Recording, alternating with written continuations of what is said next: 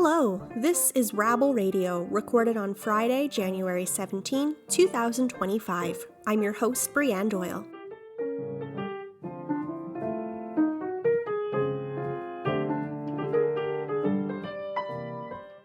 Rabble.ca shares with you the news of the day through a progressive lens. If you're curious about what's happening in Canadian politics, labor, the environment, and beyond, you've come to the right place. This is news for the rest of us. Thanks for tuning in.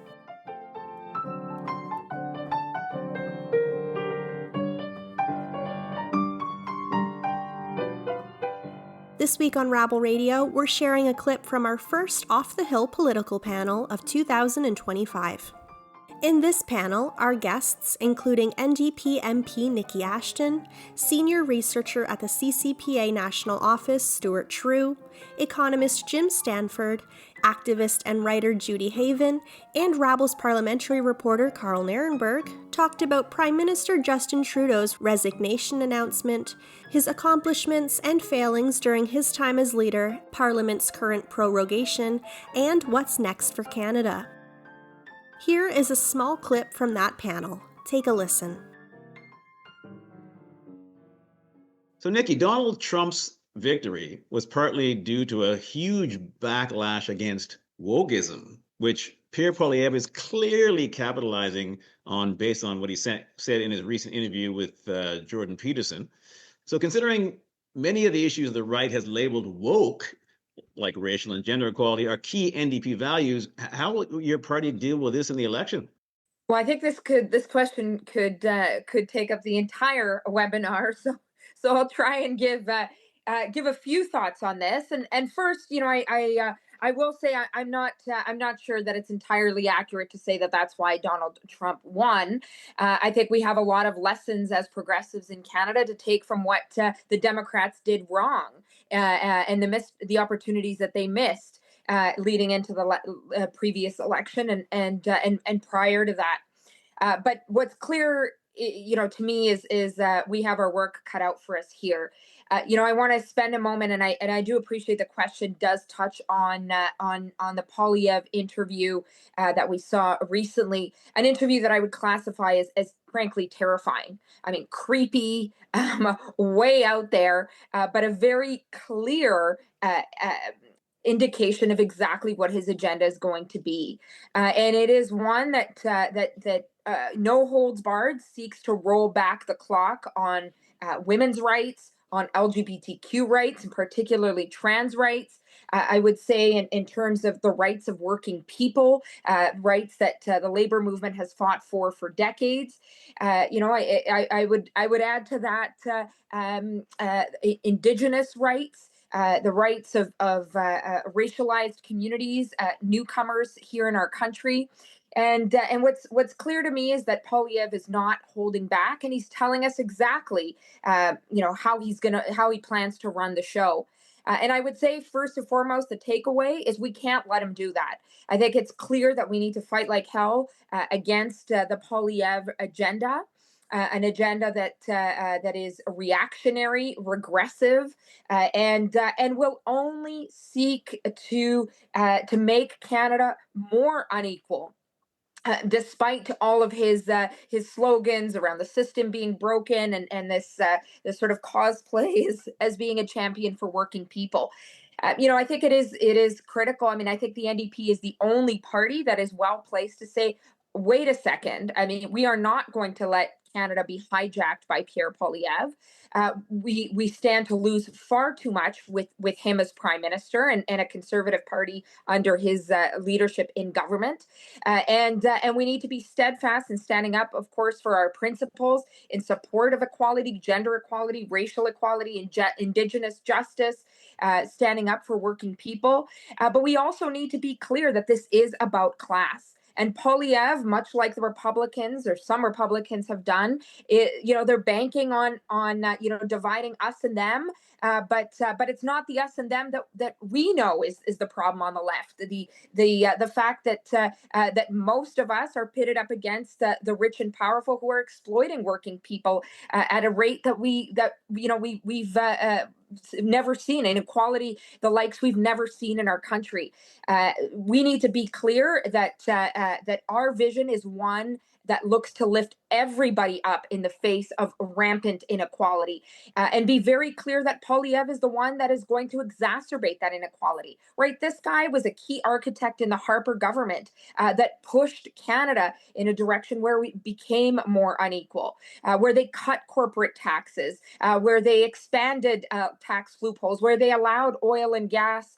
First of all, it provided massive subsidies and allowed them to get off without paying anywhere near the kind of taxes they deserve.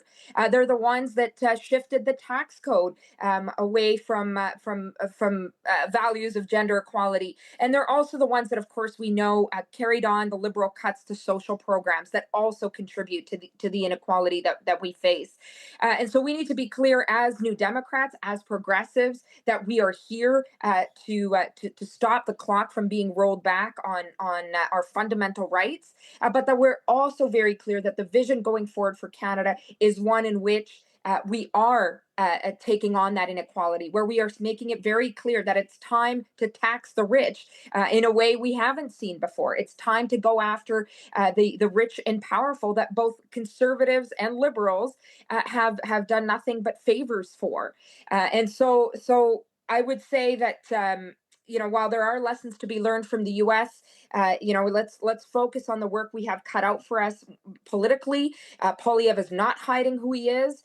We know his track record, despite what he's the slogans he's using, and this is the time as progressives to come together, fight back, and put forward a bold, class-focused vision for the kind of Canada we all deserve. Stuart, you published an article in November titled Trump's Tariff Threat is About Borders, Not Trade. What do you mean by that? And how, if at all, does Trudeau's resignation impact what you said? I guess I wrote that fairly quickly, Robin. At the time, we needed to say something. I mean, Trump had just come out with this pretty wild, inflammatory, I wouldn't even call it an announcement, right? Remember, it was something he posted about that long on Truth Social about how he was going to just attack Mexico and Canada on day one, right? With 25% tariffs on everything for some pretty vague reasons, right? Related to the border, maybe related to immigration, maybe, maybe something to do with defense spending. And it had the desired effect, right? I mean, if as we know, Trump, it whipped up a hornet's nest of debate in Canada and panic. And so the point I think I was trying to make was, it did come out of the blue in a sense, because Canada had been preparing us, and I think preparing probably behind the scenes for quite some time to deal with some kind of Trump effect or Trump decision on tariffs, right, on trade, should he get elected. But it was always based on this idea that there would be some kind of economic rationale behind it. And here he was just kind of coming out with straight up coercion, right? This was a threat. This was borderline violation of international law, right? To kind of force some kind of decision on Mexico and Canada that they might not want to take. Maybe we want to take it. Who knows? We don't even know what he wants us to do at the border, right? As an aside, I saw we've hired 2 helicopters, I think, to send to the border. That was a big announcement today. We don't even have the helicopters. We've leased them from some private company. Anyway, I don't know if that's going to appease Trump. But the point is, this was economic coercion. And that we'll have to wait and see what Trump really wants once he comes into effect. But it doesn't set a good tone, right off the bat. Since then, though, and the reason I'm not completely committed to what I was saying in that piece is because since then he has been raising economic trade-based reasons for imposing tariffs, not just on Canada, but obviously on the whole world. We're expecting something. I don't know if it's going to be day one, but it does look increasingly, based on news reports, that there will be some kind of tariff plan coming out of the Trump administration. It might be phased in. It might be 1-2% a month. It might be 25% on all countries, right? We don't know. But it's obviously something we're going to have to scramble to deal with, right? When it comes down. And so, yeah, does Trudeau stepping down? That's the other part of your question. Have any impact on this? I don't think so. Trump was really hounding Trudeau before Trudeau decided to step down a couple weeks ago. I don't think his stepping down makes us in any better or worse situation. Again, we don't know what he wants, right? and we don't know exactly what we're going to have to agree to get rid of those tariffs if they do come into place. And it frees up Trudeau to some extent, right? As we saw today, there was a meeting with the premiers, and it looks like they have a plan that most of them can be happy with, right? With the exception of Daniel Smith in Alberta, who doesn't want to do anything to upset the US-based oil companies, right? And having the oil continue to flow. So, I don't feel terrible, right, at this point. I think we should be extremely worried about the impact of a 25% tariff if it comes to that. But I don't feel terrible having this kind of level of political uncertainty with respect to the next leader of the Liberal Party. Jim, let's bring you in. The Centre for Future Work, of which you are director, released a new report earlier this week showing that Trump's complaints about Canada-US trade are not backed by facts, and that Canada, in fact, subsidizes the US and not the other way around. Will Canadian negotiators be able to convince the US of any of that, and how will it play out in the Canadian election? What a surprise that Donald Trump doesn't let the facts get in the way of his bluster. Shocking. I do think, we in a way we get immune to this just because we hear it from him all the time, and we just kind of laugh sometimes, but we do have to challenge it. He was out there the other day saying, A, the trade deficit they have with Canada is $200 billion, and B, that constitutes a subsidy. We're a charity case. The U.S. is bailing us out through this trade deficit, and the number is completely made up. There is no evidence anywhere, no report, no statistical source where you can say the U.S. has a $200 billion trade deficit with Canada. Their own official numbers from the Census Bureau and the Bureau of Economic Analysis said it was $40 billion, so that's 1/5 the size in 2023, and then it declined another roughly 10% this year. The final numbers won't be in for a few weeks. So the number is all wrong, but the theory is even worse, right? The idea that because they have a trade deficit with us means they're subsidizing us is nonsense. What it means is that we sell a little bit more goods and services in America than they sell in Canada, but the two-way flow is enormous. First of all, it's $1 trillion a year, so 40 billion might sound like a big number, but it's peanuts in the grand scheme of the bilateral trade. In fact, America's trade with Canada is more balanced than almost any other of its major trading partners. And the size of the deficit with Canada is the 10th largest. It's like a sixth the size of their deficit with China, a quarter the size of their deficit with Mexico, and so on and so forth. And then the other thing to remember is the U.S. has run a trade deficit every freaking year for the last 49 years, since 1976. 75 was the last year they had a trade surplus. So this isn't new. It's not an emergency. It hasn't even gotten worse. It's actually shrunk a bit as a share of U.S. GDP in recent years. So the whole argument is nonsense, which suggests, he's just throwing this out there. As my old president at the CAW used to say, Buzz Hargrove, he's throwing shit at the wall and seeing what sticks, and just trying to mess up the opponent, keep us disorganized and frightened and intimidated.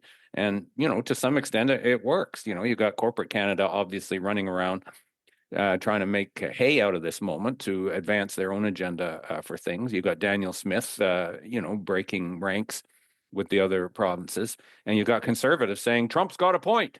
We should do what he says. And he doesn't have a point. So I admire Stuart's calmness just now when he said he's not upset, he's in a good place. I think Trump is going to go ahead with something dramatic. I think that's how he rolls. Canada is obviously not the only place in his crosshairs. He's playing brute force power economic politics with all countries in the world. Remember, he said he's going to impose a tariff on everyone, not just Canada and Mexico, but also China and the rest of the world. So this is, I think, a serious crisis for Canadian economic development and sovereignty. We oriented, rightly or wrongly, we all think wrongly, our whole economy around exports to the U.S. after the free trade agreements. And it's hard to unscramble an egg. That's where we produce and sell stuff. So we should be under no illusions that a big disruption in that is absolutely going to cause a major recession here. And then I'm more worried about the political fallout, the fracturing that would happen from a recession, given the ugliness of Canadian political discourse these days. So I want some of Stuart's calm pills. Okay, send me some. Karl, let's bring you in here. There's been lots of talk about how bad Trudeau is from all the people who don't like him. But in a Rabble article you published last week after Trudeau resigned, you cited some of the good things his government accomplished. What were some of those things that you cited, and why did you feel it important to mention them? I should say a lot of the list is because these are policies that the NDP pushed on the Liberals, either as part of the confidence and supply agreement, or simply that the NDP had for a long time advocated these policies, and then the Liberals adopted them on their own. But nonetheless, to list the accomplishments of the government in the area of economic and economic/social and environmental, a carbon tax. Yes, this is what they're getting killed for politically, but actually coming into power and saying that there has to be some way of trying to deal with climate change at the same time as the government also, by contrast to the Harper government that preceded it, signed on to international agreements such as that in Paris on climate change and tried to work constructively. There's lots of flaws in the government's climate change policy and in Canada's climate change performance, but it is good intentions. And Canadians listening to this broadcast or looking around should note in their bank accounts, many of them, that they got money back. They got the carbon tax rebate. It's somehow the government has been bad at the marketing of this policy, because I think a lot of us come ahead in the carbon tax game, because if we add up the rebates, it's more than it's very difficult to calculate, how much are you paying for a carbon tax, since it's not just gasoline at the pump or heating oil or products such as that, but it's an input into other things that we purchase. So it's very difficult to make a clear calculation. In any case, there you go. The carbon tax is one. Very early in their tenure, Justin Trudeau's government made a break from the previous Liberal government. I call it the Chrétien-Martin government. It was always a partnership of the two, in that they were looking at ways of spending money and redistributing money and dealing with shortfall of funds to fund what they wanted to do. And rather than merely looking at cuts, which was the Chrétien attitude all along, when they faced what they considered to be deficit problems, they only had one solution: cut, cut, cut. Paul Martin said, we're not raising anybody's taxes by 1 cent, no matter how rich they are. You cannot be too rich for us. You can be earning $1 billion a minute, and we're not going to ask you to pay 1 cent more to slash a deficit. We're just going to slash healthcare and transfers to social services and make people poorer and make people and make it more difficult to get health treatment and other services. This government raised taxes a little bit, but some on people, the rate on people earning over $200,000 a year. They did it in a funny way, and they redistributed it in a funny way, but that's a different issue. It showed a certain amount of breaking with what had become a pattern going way, way back to the Mulroney time, that we would not ever raise anybody's tax or any kind of tax, except, of course, the GST, a consumption tax that hits the poor as well as the rich, hits the poor more. So that's another thing in their favor. The Canada Child Benefit, which really has resulted in a significant decrease in child poverty, has brought hundreds of thousands of children out of poverty. And then the $10 a day agreements for childcare. Again, now that was strictly from the NDP. They just borrowed, that was an NDP policy prior to the 2015 election. The Liberals said they didn't go for it. They weren't in favor of it. But to their credit, they changed their mind and adopted it afterwards. And then, the more recently, we have the beginnings of universal pharmacare, or something targeted pharma. We don't have the same kind of utterly universal program we do with healthcare, Medicare, as we call it now. We have targeted dental care and pharmacare, but they are going ahead with it. And then I'd say they also, listening to the NDP, they raised the federal minimum wage, as well as passing an anti-scab legislation. Again, something the Liberals in the past have been opposed to. Guess who voted for it as well? Pierre Poilievre. Every single member of Parliament voted for that. And then on the Democratic front, they succeeded finally. During Harper's time, the Senate was a cesspool of scandal, and they succeeded finally in making some kind of reform. At least now we have a Senate where we have people like Kim Pate and Francis Lankin are members of the Senate, because it's based on some kind of merit system, and the senators appointed aren't as representing a political party. They're independent senators. So Trudeau was only appointed independent senators, nonpartisan senators, based on a whole process for selecting them at arm's length. The Senate is not a perfect institution. The NDP would like to abolish it, but that is a constitutional amendment. Achieving a constitutional amendment is easier than entering heaven through the eye of a needle. So, we're not going to do that in Canada. Their language on refugees and immigrants, they promised 25,000 Syrian refugees when they were going to come into office, and they actually did it. And they sort of changed the whole tone of language. The Conservative government of Harper used to use refugees as punching bags, used to try to get political hay out of it, used to try to scare people about being flooded with all kinds of dangerous people. And they stopped that. Of course, the one piece, I won't mention this quickly, but the one piece of democratic reform, which to their eternal shame and his eternal shame, Trudeau not only failed to do, but has been, since he's failed to do it, he's been gaslighting us with lies and made up arguments and excuses since then, is electoral reform. And that is their greatest failure as a government. Thank you for that. This is a great segue to bring in Judy. As Judy, you published a blog post last week called Fallout from Trudeau's Resignation, and in which you describe yourself as, quote, way to the left of the Liberals and also to the left of the NDP. And then you went even further than Karl in terms of listing some of the good stuff that Trudeau had accomplished. Karl just went through a pretty big list, but was there anything in there that he didn't mention that you'd mentioned? And again, why did you feel the need to mention some of those good things? And kind of related to that, what advice would you have to folks in the next election who feel they're more left than the NDP? So that's kind of a combined question, but over to you. Thanks, and thanks for the invitation to come tonight. Well, I just wanted to thank Karl, actually, because our blogs or our postings got crossed, because he mentioned 10 very good things, well, generally speaking, good things that the Trudeau government's done. And of course, they were pushed in a lot of this by the NDP, which is very good, which is the way minority government is supposed to work, actually, in this country, at least in civics class. They tell you this is a good idea. And I also mentioned, but I mentioned about 5 other things that I just briefly touch on right now that Karl didn't mention. But altogether, this brings me to 15 or 16 things that the Trudeau government's accomplished that have been actually good things. Now, of course, there have been bad things too. But when we're looking at social policy or something like that, I look at the fact that there's this dental care for the elderly, the disabled. It's either free or it's cheap. How much longer we're going to have it if this government falls? I don't know.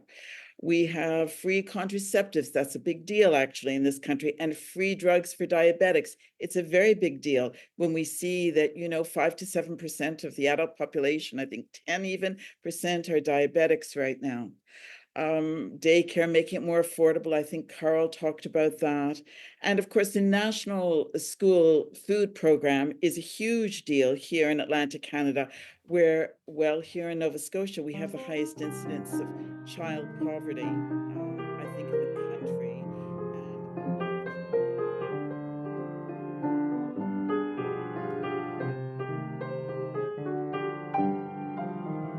That was NDP MP Niki Ashton, senior researcher at the CCPA National Office Stuart Trew, economist Jim Stanford, activist and writer Judy Haiven, and Rabble's parliamentary reporter Karl Nerenberg in our January 15th panel, Off the Hill Election Year in Canada. To watch the full panel, check out Rabble TV or Rabble's YouTube channel. And now, this is our In Case You Missed It segment, where we review the top stories from this week on rabble.ca. Here to bring us up to date is Rabble editor Nick Seabrook. Over to you, Nick.